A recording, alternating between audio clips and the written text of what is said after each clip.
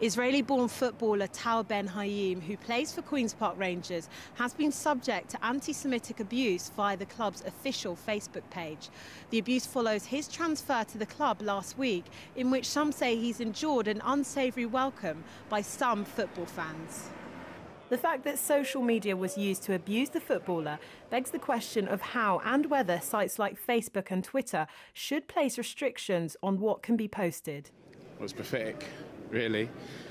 I think any form of abuse, whether it be, anti-Semitic, racism, whatever, is wrong. By chance, I'm Jewish, so it's quite a surprise to talk to you, but in principle, there is a lot of racism in football, and there has been abuse of Jewish people in the past. But this whole thing about the anti-Semitic thing is terrible, and across Europe especially. It's not quite so bad here, is it? But we've had a spate of it of late, and it's not not good for the game. It's not good for the country either. Personally, I think it's disgusting. Footballers are footballers, and they should just get on with the playing their game. I'm not a fan of Twitter, to be honest with you. Don't have anything against it, but I don't like the fact that people have got free rein to just say whatever they want to say and abuse people and all that kind of stuff. And actually, I did read, that they're not going to prosecute people anymore for things that they say in the heat of the moment, which I think is wrong. I mean, the sort of people that post those comments kind of sort of hide behind keyboards, and they never really come out and say that out in the open. So. According to a UK national newspaper, one message questioned how Muslim player Adel Tarat can live playing alongside a Jew.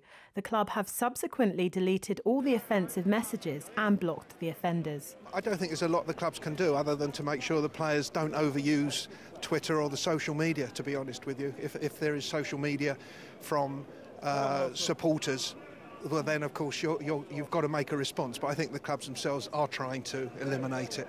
Well, that's up to the media to really look after, and obviously for QPR to look into if they can look after their name, and obviously any sort of racist abuse coming at them, and obviously look at it in a legal way if they want to look at it in that prospect, but that's up to them and their legal team to look at it too. I think the clubs can only do so much, institutions. I think it's society as a general which has to do it right from a very early age. Yeah, I mean, you can make statements, you can do this, you can do that, but it doesn't really change very much until you get down to a very early age. So, should the Football Association introduce tougher sanctions? I think there should be tougher sanctions, and if you look at the European side and read what's going on in Europe, it's even worse out there. So I think the FA is doing quite well here against what's going on generally in Europe, but it's obviously a difficult topic. I don't know what else they can do, in truth. The sanctions, it's difficult to sanction the clubs any more than they do already. Unless there's any obvious reasons to sanction the clubs anymore, I don't know how you can do that very easily. And just, I think, do more at a kind of youth level, just to educate the kids and, try and sort of make them understand that it's not the right thing to do. And you've got to rule it out wherever, whether it's football in the playground, football everywhere. I mean, we all go to school together, we all drink together, so why can't we all play together?